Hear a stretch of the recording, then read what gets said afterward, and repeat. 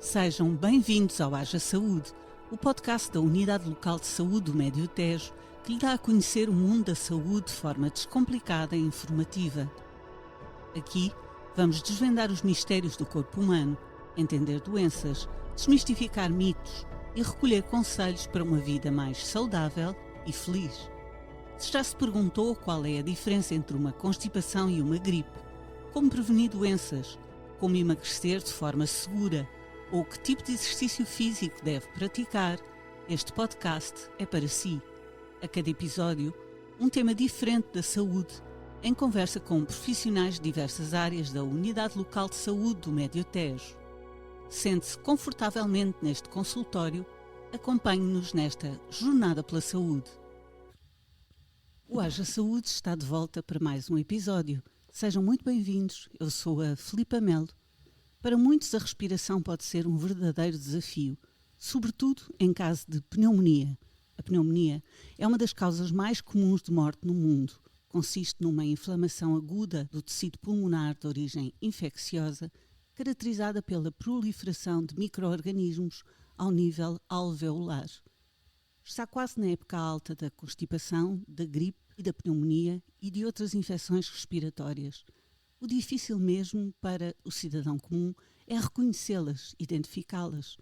Por isso, no episódio de hoje, recebemos para nos explicar estas diferenças e as particularidades de cada uma delas, Catarina Betancourt Giesta, médica interna de pneumologia na ULS do Médio Tejo, no Hospital de Torres Novas. Seja muito bem-vinda, doutora. Obrigada. Está aberto o consultório. Vamos lá. Haja saúde.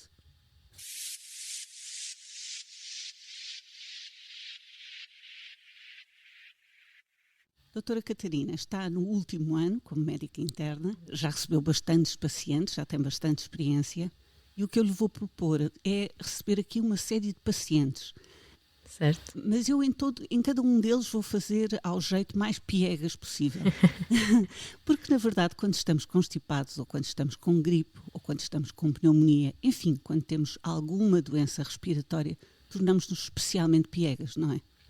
Depende de pessoa para pessoa, mas sim, a falta de ar principalmente é algo que assusta muitas pessoas e com razão. Os gregos antigos tinham a ideia de que o hálito transportava a atividade vital e as paixões e que a sede da vida seria o diafragma. Portanto, talvez esta ideia de que respirando, não é? Inspirando e expirando, nós estamos a tratar, no fundo, do fôlego da vida, não é? Do sopro da vida. Então, o primeiro paciente entra no seu consultório e queixa-se somente de pingo no nariz e um certo torpor. O que é que será que ele tem? Normalmente os sintomas mais ligeiros e agudos, ou seja, com uma duração curta, uma semana ou poucos dias, deste pingo no nariz, algum mal-estar, é mais sugestivo de constipação. A constipação em si é uma infecção das vias respiratórias superiores, ou seja, mais aqui o nariz, a garganta, e normalmente são sintomas mais ligeiros. Habitualmente é provocado por infecções virais, vários vírus, mas um dos grupos mais causadores é o do rinovírus, que não tem nada a ver com a gripe, nem com outras infecções virais, mas a caracterização é para esta doença autolimitada, com duração de poucas semanas e com sintomas muito ligeiros. Pingo no nariz, dor de garganta, sensação de obstrução nasal, da congestão nasal. É muito habitual hoje em dia e ouve-se muito. Eu estou com uma constipação, antes que eu tenha uma gripe vou tomar um antigripe qualquer. É um erro, certo? É um erro, porque normalmente estas infecções são autolimitadas e o que precisam é de suporte, beber água, tomar se calhar algum paracetamol se sentir assim mais mal-estar, mais alguma fadiga, mas por si só o corpo vai resolver se não tiver nenhum compromisso do sistema imunitário, mas por isso é um bocadinho um mito, sim. Agora, entra outro paciente no seu consultório e já tem febre, dói o corpo, quase que doem os ossos, diz, estou muito cansado, muito macerado. O que é que será que ele tem? Quando associado também a esse pingo no nariz, os sintomas mais superiores do nariz, já vem a febre, dores no corpo, dores de cabeça, isso normalmente aponta-nos mais para um quadro gripal, ou seja, uma infecção pelo vírus de influenza, que é o vírus da gripe, mas isto só podemos comprovar, claro, com um teste de Zaragatua, tipos do Covid, mas especial para a influenza. Nestes casos os quadros já são com sintomatologia um bocadinho mais moderada. E claro que depende também muito dos doentes. Um doente com mais idade, um doente idoso, em que o seu sistema imunitário também já é mais frágil, claro que vai ter uma sintomatologia mais acentuada, sim. E as crianças? As crianças até muitas vezes respondem, também podem ter muitas febres altas, muitos sintomas, mas normalmente são muito resistentes a qualquer tipo de infecção. Os idosos também têm uma particularidade que muitas vezes têm uma apresentação menos comum dos seus sintomas e até às vezes menor, e podemos ter alguma atenção porque apesar de não terem um quadro clínico tão grave, podem ter desfechos piores do que propriamente uma população saudável e jovem. Associados sobretudo às constipações e às gripes estão uma série de mitos e de ideias feitas, mas uma série de fantasias também. Sim. Vamos pensar, por exemplo, na alergia ao frio. Existe alergia ao frio? O que as pessoas associam mais à alergia ao frio não é propriamente uma verdadeira alergia. Quando pensamos em alergia é aquele pingo no nariz, aquela comichão no nariz, e há uma patologia que é a rinite não alérgica ou vasomotora, que é mesmo em situações de diferenças de temperaturas extremas que muitas vezes causam este quadro. Não é uma alergia por si só, é só uma reação dos nossos vasos sanguíneos no nariz que provoca uma maior obstrução nasal, este pingo no nariz, que não é uma verdadeira alergia e as pessoas normalmente associam a isto. No seu menu de mitos, quais é que quer indicar mais? Sim, um dos mais frequentes é aquele não andes descalça ou não saias à rua com o molhado que vais-te constipar. Isto são verdadeiros mitos, porque é verdade que as constipações e as gripes ocorrem mais no inverno, mas isto tem muito a ver com o nosso comportamento social. No inverno passamos mais tempo em locais fechados, poucos ventilados, com mais pessoas do que propriamente quando o tempo permite melhor no verão e na primavera e no outono. E aí a transmissão deste tipo de vírus, porque é feito por gotículas na nossa respiração, é mais fácil. Além disso, com as temperaturas frias, crê-se que estes vírus conseguem replicar-se melhor, ou seja, aumentar a sua proliferação em nós e aumentar então o risco de infecção. E não é propriamente por andarmos descalços ou com o cabelo molhado que vamos estar constipados, mas sim porque alguém que já está infectado tossiu para cima de nós ou espirrou e tivemos em contacto com esta pessoa. E também podemos dormir com o cabelo molhado? Não sei se será muito confortável, mas também não será isso que vai dar constipações e gripes. Ou seja, estamos todos autorizados a andar com o cabelo molhado? Estamos. E, por exemplo, pneumonias, isto pode acontecer a qualquer altura do ano, quer que eu ande cabelo molhado, descalça, não ande, isso não vai ser este o fator. Acho que estamos aqui a destruir um mito absolutamente fundamental, um mito da humanidade fundamental. Sim, acho que todas as mães já vão dizer, mas eu calço tantas meias ao meu filho. E sabe a doutora conhece com certeza a definição de casaco para uma mãe com um bebê. Sim. Que o casaco é a peça de roupa que o bebê veste quando a mãe tem frio, não é? Há sempre esta preocupação exagerada das mães com os bebés, provavelmente muito mais com os adultos. A doutora lida mais com os adultos e há adultos muito piegas. Há um poema do António Lobo Antunes, que é um poema ao homem constipado, e diz o seguinte: pacho na testa, terço na mão, uma botija, chá de limão, zaragatuas, vinho com mel, 3 aspirinas, creme na pele. Grito de medo, chama a mulher, ai, Lourdes, que vou morrer. Mede-me a febre, olha-me a goela, cala os miúdos, fecha a janela. Não quero canja, nem a salada. Ai, Lourdes, não vales nada. Se tu sonhasses como me sinto, já vejo a morte, nunca te minto. Já vejo o inferno, chamas, diabos, anjos estranhos, cornos e rabos. Vejo demónios nas suas danças, tigres sem listras, botes sem tranças, choros de coruja, risos de grito. Ai, Lourdes, fica comigo. Não é o pingo de uma torneira. Põe-me a santinha à cabeceira. Compõe-me a colcha. Fala ao prior. Pôs o Jesus no cobertor. Chama o doutor, passa a chamada. Ai, Lourdes, nem dás por nada. Faz-me tisana e pão de ló. Não te levantes, que fico só, aqui sozinha a apodrecer. Ai, Lourdes, que eu vou morrer.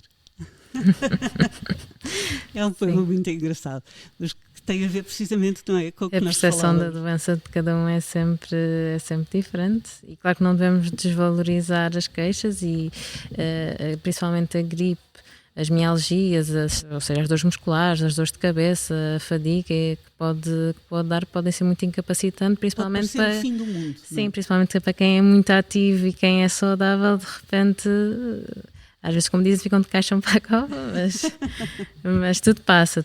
Temos de ter, claro, atenção aos sinais de alarme, se a febre mantém-se, que não cede com a toma do paracetamol, que tem vindo a agravar nos seguintes dias. Claro, tem a consultar o seu médico ou o serviço de urgência. E as mesinhas? Há múltiplas mesinhas. A minha avó, por exemplo, quando eu era pequena, embrulhava-me os colãs à volta do pescoço, quando eu estava constipada, e depois dava-me leite a ferver com muito mel. E eu passava a noite toda a transpirar, e havia aquela ideia de que saía tudo. Sim. Deve haver muitas mesinhas. O que é que diz às pessoas? Que não façam nada destas coisas e sigam aquilo que diz o médico? São inofensivas? No caso da constipação, normalmente passam por si, e da gripe também, se não fizermos nada, passa por si. Na gripe, temos, quando identificado mesmo a infecção pelo vírus de influenza, ainda temos a hipótese de fazer medicações, vou passar a marca do Tamiflu, que poderá ajudar nesta sintomatologia. Mas se não fizermos nada, se formos uma pessoa saudável, vai passar por si e estas mesinhas. Apesar de não haver a grande evidência, podem dar conforto ao doente e ajudar a passar esta fase, principalmente em estados de infecção gripal, em que deitam mais a pessoa abaixo, dão algum conforto. Claro que manter uma boa hidratação, uma boa alimentação, a toma de paracetamol que já age a febre, isso mantém-se tudo, e são sempre os pilares de um bom suporte do doente. Agora, estas mesinhas não há comprovado, mas se ajudarem... Mas não faz mal, uma canjazinha... Uma canjazinha e uns mimos nunca faz mal. Uns mimos e umas rodelinhas de limão com mel. Sim. Vamos fazer aqui uma interrupção para as informações úteis deste episódio. Voltamos já de seguida para saber tudo agora sobre algo um bocadinho mais complicado, a pneumonia. Até já! Hoje trazemos-lhe uma informação realmente útil que vai facilitar o seu dia-a-dia e os cuidados com a sua saúde, aproximando-o da Unidade Local de Saúde do Médio Tejo, das suas unidades hospitalares e dos cuidados de saúde primários. Já nos segue nas redes sociais? Estamos no Facebook, Instagram, YouTube e LinkedIn. A porta das nossas redes sociais está aberta como a das nossas unidades de saúde. Estamos à espera da sua visita. A comunicação digital revolucionou a forma como acedemos a informações de saúde, mas nem todas as fontes são fidedignas. Através das plataformas online da ULS Médio Tejo, pode obter informações cientificamente válidas sobre diversas doenças, encontrar respostas para as suas dúvidas ou aumentar a sua literacia em saúde. Além disso, através destas redes sociais, ficamos mais próximos de si, criando uma comunidade de cuidado. Ali, promovemos também uma permanente atualização sobre eventos, efemérides, campanhas de saúde e dicas para uma vida mais saudável. Nestas plataformas digitais, a ULS Médio Tejo atualiza diariamente e tem à disposição inúmeras informações e conteúdos sobre saúde e sobre a atividade desenvolvida na instituição pelos distintos serviços e profissionais. Já no site da ULS Médio Tejo, todos estes conteúdos ficam alojados e são desenvolvidos também com maior detalhe no separador Notícias. Para a maior comunidade de todos os utentes do Médio Tejo, também foi desenvolvida uma app para smartphones ou tablets, MyULS MT. Através dela, poderá agendar consultas, consultar exames, obter comprovativos de presença, pagar atos médicos, entre muito mais funcionalidades, como horários de funcionamento, especialidades médicas disponíveis e até os serviços de urgência às suas localizações. Ao adotar uma comunicação digital dinâmica, a ULS Médio Tejo procura estar cada vez mais próxima dos utentes. Através das diversas plataformas online, podemos oferecer um atendimento mais personalizado, divulgar informações importantes sobre saúde e promover ações de prevenção de doenças. A sua saúde é a prioridade da ULS Médio Tejo. Através dos canais digitais, colocamos ao seu dispor um conjunto de ferramentas e informações para que possa tomar decisões informadas sobre a sua saúde. Visite o nosso site, siga-nos nas redes sociais e descarregue a aplicação MyWellSMT. A sua saúde agradece!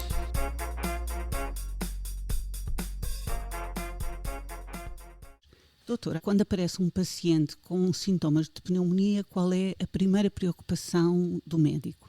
Primeiro, tentar perceber todo o quadro clínico. Normalmente também são coisas mais agudas, de febre, tosse, falta de ar.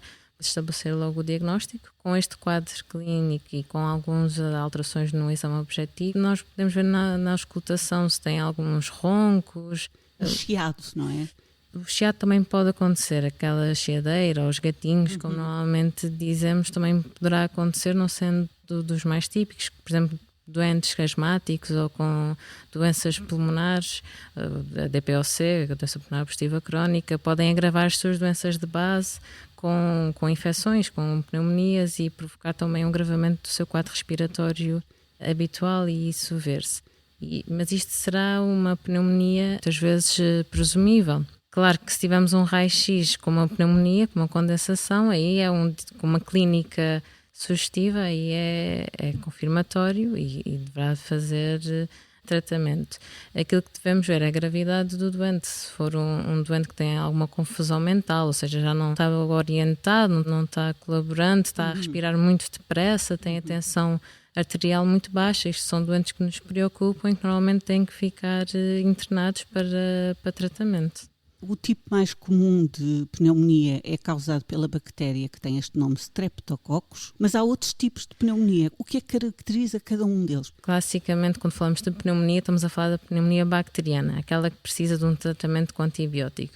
Mas também temos as pneumonias virais e o caso mais próximo de nós é as pneumonias do Covid, do SARS-CoV-2, que são um vírus e nessas não tratamos com antibiótico e normalmente são tratadas com antivirais e tem um tratamento específico. Depois temos as fúngicas também, não? As fúngicas, mas são mais para doentes imunocomprometidos e o seu termo de pneumonia já não é tanto utilizado, mas sim por infecção fúngica ou então pelo termo utilizado pelo próprio agente fúngico que esteja a causar esta infecção.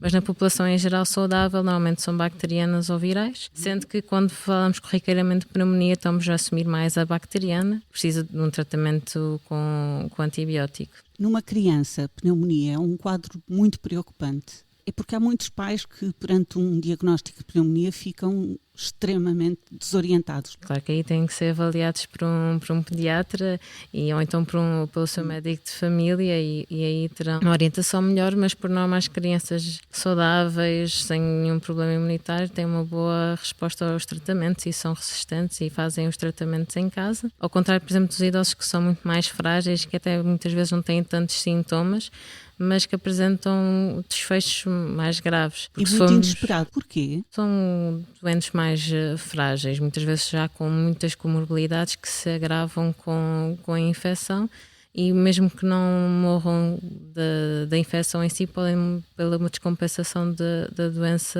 de base e sabe-se que, por exemplo, idosos dependentes têm taxas de mortalidade com pneumonias até aos 40%, enquanto um jovem é inferior a 5%. Pois. Quando é que podemos suspeitar de um quadro de pneumonia? Num adulto com sintomas agudos de febre, de tosse, falta de ar, pode até ter alguma dor no tórax, uma dor tipo pleurítica, que é mais uma pontada. Uma dor como? Pleurítica é um nome estranho. Pode repetir? Pleurítica. Pleurítica. Sim. Pleura. Tem a ver com a pleura, uma camada que reveste o pulmão. Dá às vezes uma dor um bocadinho como pontada e estes sintomas com a febre, com a tosse, com a expectoração e a falta de ar faz-nos suspeitar de uma pneumonia. E quando é que se deve procurar o hospital? Quando é que é uma urgência? Quando é que faz sentido ir à urgência? E depois, quando é que faz sentido ir para um pneumologista mesmo? para a especialidade?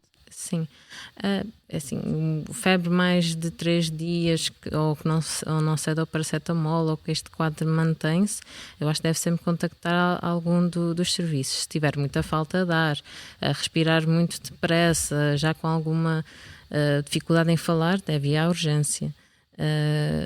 Se for tosse, expectoração, um quadro mais ligeiro, por assim dizer, se calhar poderá ser visto no médico de família, mas procurar os serviços de saúde. Normalmente pessoas saudáveis que tenham indicação, são avaliadas e depois vão para casa a fazer antibiótico, não precisam de ser reavaliados ou vistos por um pneumologista. Claro que idealmente, principalmente em fumadores, deverá ser feita uma reavaliação um mês depois, a ver também com uma radiografia como é que estão. Mas por norma não precisam de recorrer a um pneumologista se forem tratados corretamente no início. O que é que aconselha que façamos para nos prepararmos para esta época alta das infecções respiratórias? O ponto mais importante das infecções respiratórias é cumprir a etiqueta respiratória, ou seja, se estiver doente, evitar contacto com pessoas, evitar abraços. Aconselha a máscara? Se estiver doente, aconselho.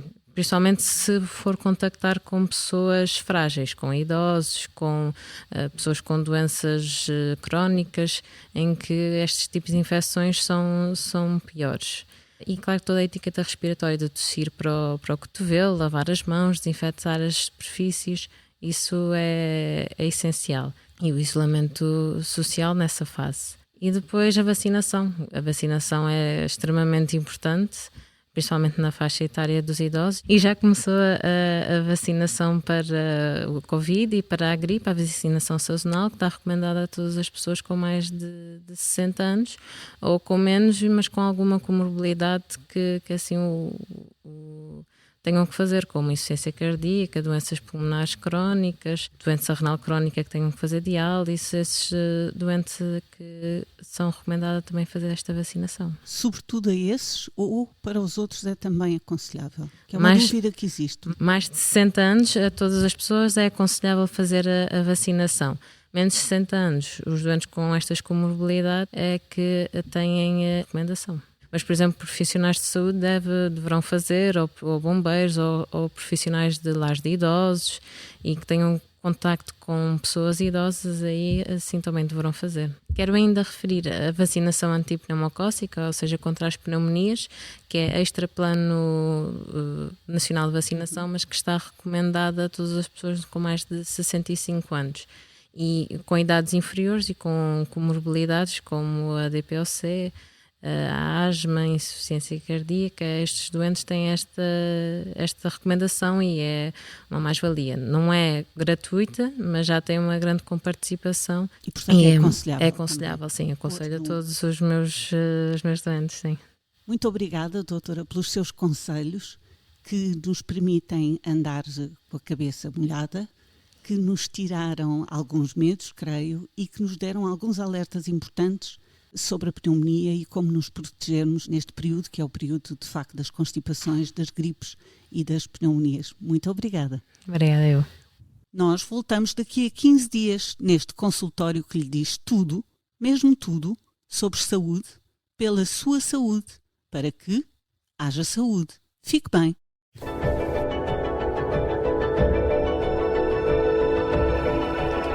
A Unidade Local de Saúde do Médio Tejo dá a resposta direta a cerca de 170 mil utentes em 35 unidades funcionais de cuidados de saúde primários e 3 hospitais.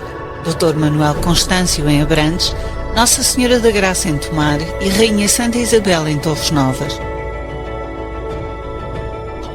Iniciou atividade em janeiro de 2024 a partir de uma reestruturação do modelo organizativo do SNS para mais e melhores cuidados e uma relação mais próxima com a comunidade dos concelhos de Abrantes, Alcanena, Constância, Entroncamento, Ferreira do César, Mação, Sardual, Tomar, Torres Novas, Vila Nova da Barquinha e Vila de Rei.